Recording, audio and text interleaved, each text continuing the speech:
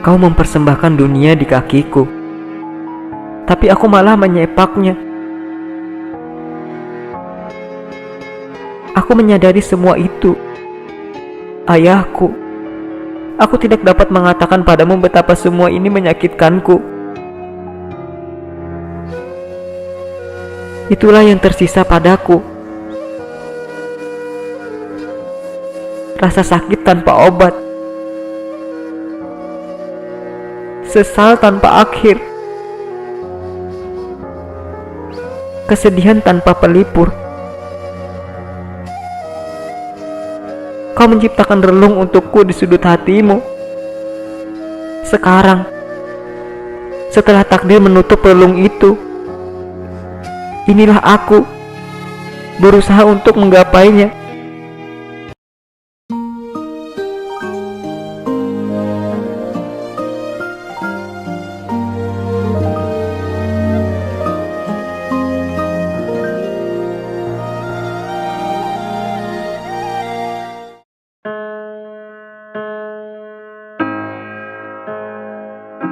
Kini Majnun bukan lagi buruannya, namun lidah pemburu itu lebih tajam daripada pisau manapun.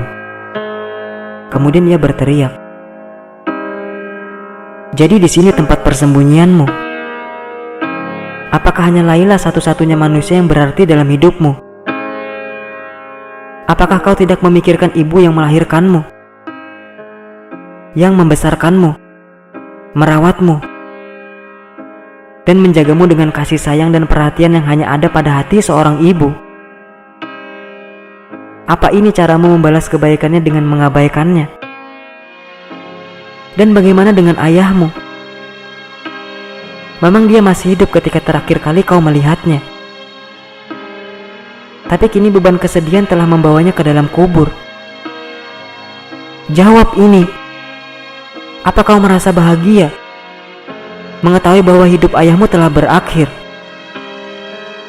Apakah kau sama sekali tidak memikirkannya?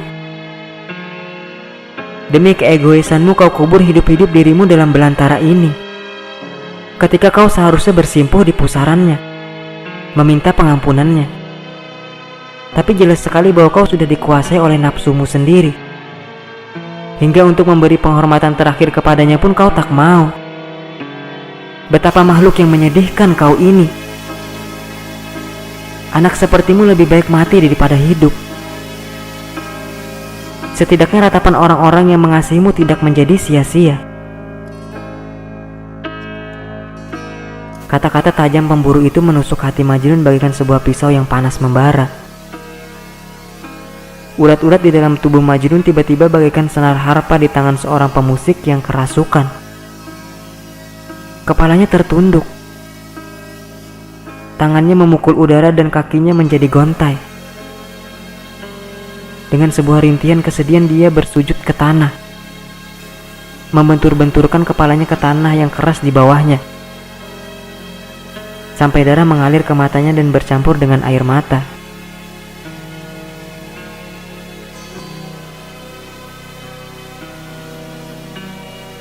Perjalanan menuju makam ayahnya sangat sulit. Namun Majnun tidak peduli. Telah menempuh perjalanan berhari-hari dan bermalam-malam serta menemui banyak rintangan. Majnun akhirnya tiba di makam orang yang selalu mengasihinya itu. Begitu melihat nisan ayahnya, sekali lagi ia diliputi oleh kesedihan yang dalam. Dan segera ia terjatuh menangis di kaki makam itu. Sang ayah dulu tidak dapat menolongnya, tapi setidaknya ia telah ikut menanggung penderitaan anaknya. Kepedihan Majnun telah menjadi kepedihannya. Air mata mereka pun telah menjadi satu sungai. Namun kini air mata Majnun harus jatuh sendirian. Tidak kuat menahan kesedihannya. Majun memukul-mukul tanah kuburan itu dan memohon kepada ayahnya untuk memberikannya sebuah jawaban, sebuah isyarat. Dia menjerit dalam suara yang penuh kesedihan. "Duhai ayahku, di manakah kau sekarang? Selama bertahun-tahun kau mengasihiku, merawat dan membesarkanku. Tapi sekarang kau berakhir seperti ini. Kau pernah menjadi batu karangku, tapi kini engkau adalah seonggok tanah. Kau pernah menjadi tongkat penyanggaku, namun sekarang kau adalah abu. Kepada siapa aku harus berpaling sekarang?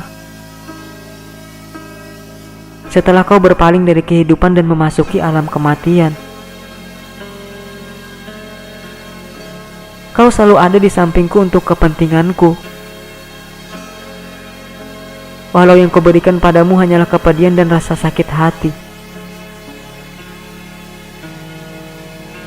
Betapa inginnya aku bisa menyenangkanmu dengan menjadi anak yang selalu kau impikan.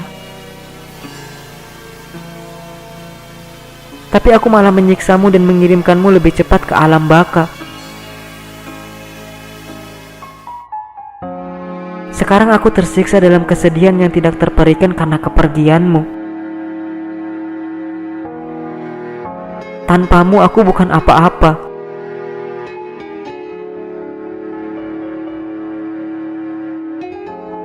Mengapa dulu aku membiarkanmu pulang sendirian? Jangan kutuk aku, ayah. Karena aku lebih tahu dari siapapun juga betapa aku telah mengecewakanmu. Saat ini aku telah melumuri wajahku dengan tanah dari kuburmu. Bukan karena aku berharap bisa berada di dekatmu, namun juga karena berharap ia bisa menyembunyikan rasa maluku.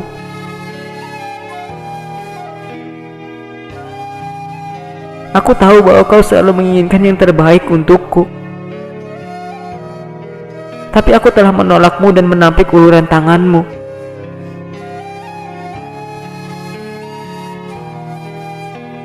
Ketika kau berlemah lembut dan mengkhawatirkanku, aku kasar dan tidak berperasaan.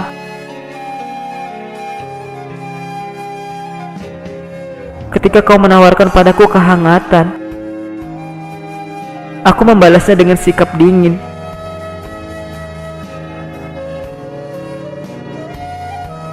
Ribuan kali kau menderita, tidak sekalipun aku menjengukmu.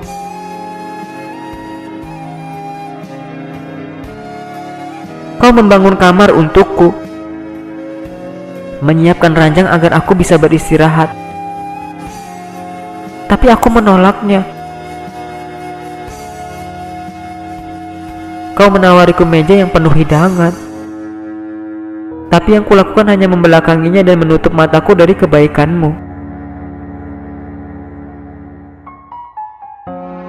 Kau mempersembahkan dunia di kakiku, tapi aku malah menyepaknya. Aku menyadari semua itu, ayahku. Aku tidak dapat mengatakan padamu betapa semua ini menyakitkanku. Itulah yang tersisa padaku. Rasa sakit tanpa obat, sesal tanpa akhir, kesedihan tanpa pelipur. Kau menciptakan relung untukku di sudut hatimu. Sekarang, setelah takdir menutup relung itu, inilah aku berusaha untuk menggapainya. Bagaimana ini bisa terjadi? Satu hari kita pernah bersama, namun kini kau pergi. Sementara aku tetap di sini, Bagaimana mungkin? Wahai Tuhan, betapa besar dosaku, betapa dalam kesalahanku. Ya Tuhan, semua ini adalah kesalahanku dan seluruh kesedihan ini adalah milikku.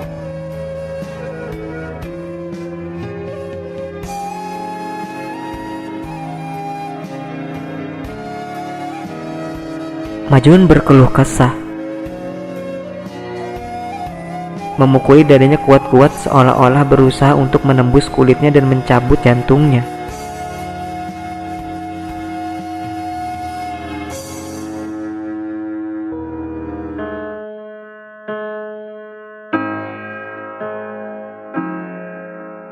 Malam telah tiba dan kegelapan mulai menyelimuti Majnun dalam keputusasaan.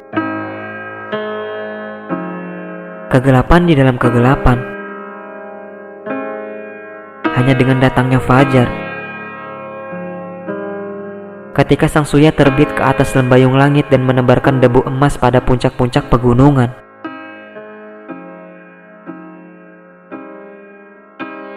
barulah Majnun meninggalkan kuburan ayahnya.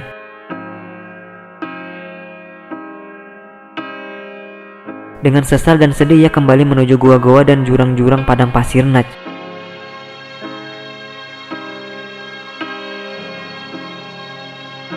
Setelah kematian ayahnya, keinginan untuk mengucilkan diri dan hidup di belantara makin kuat mempengaruhi Majnun. Seperti seekor singa gurun, ia memanjat tebing-tebing yang terjal dan menjelajahi ngarai-ngarai yang dalam serta jurang-jurang yang curam, yang tidak pernah didatangi oleh seorang manusia pun.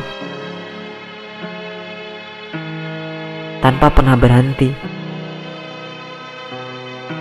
ia berpindah dari satu tempat ke tempat yang lain, bagaikan sedang mencari sebuah harta terpendam. Matanya menatap tajam ke sana kemari. Debaran jantungnya bagaikan genderang. Tujuan pencariannya yang sesungguhnya adalah Layla. Ia mencarinya kemana-mana, berharap akan menemukannya di suatu tempat. Memang Layla adalah harta yang Majnun cari. Permata indah yang telah membuatnya kehilangan akal sehat dan terpaksa mencari perlindungan di sebuah tempat yang sama mengerikannya dengan neraka.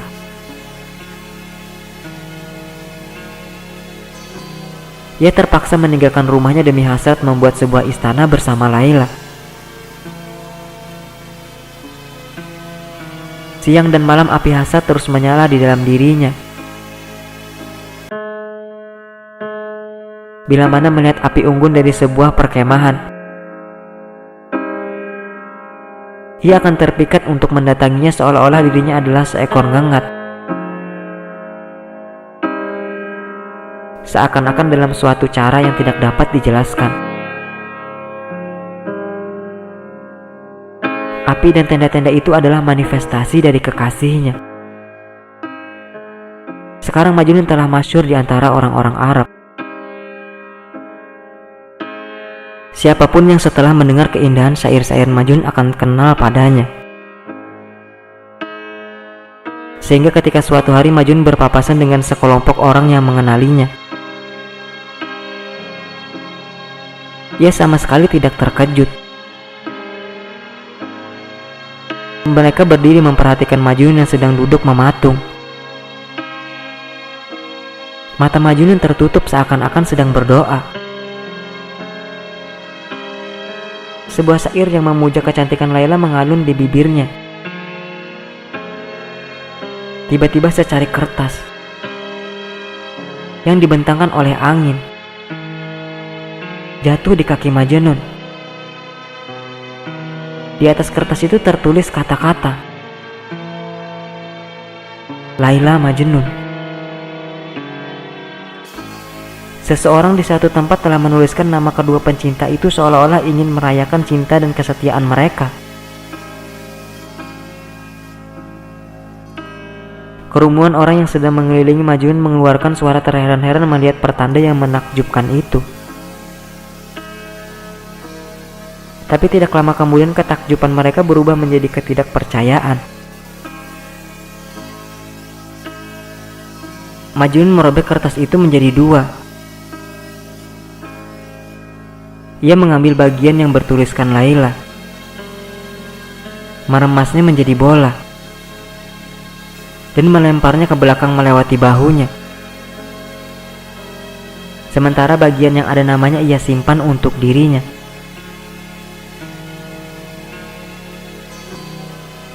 Pekik keheranan bermunculan. Jelas ini bukan perilaku seorang pencinta.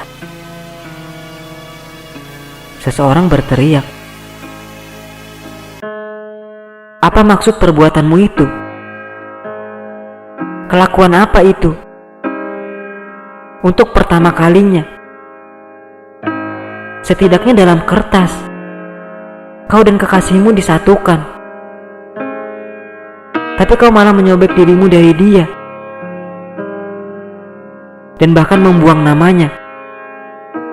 Jelaskan ini." Majnun tersenyum. "Tidakkah kalian sadar?" katanya.